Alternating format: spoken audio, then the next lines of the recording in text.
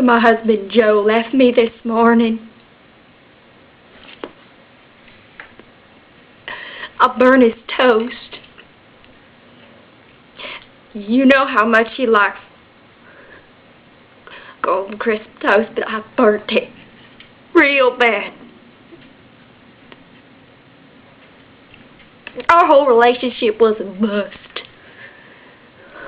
Conversations were about as dull as an eraser on a pencil. I mean, how often can you talk about what the weather's gonna be like tomorrow? Or what special cleaning projects that we have?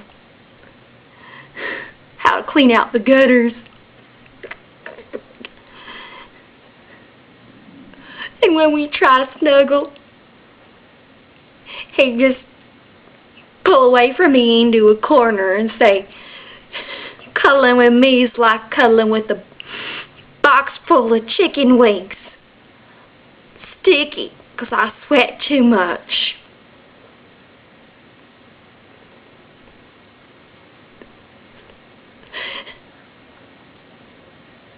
I want him back.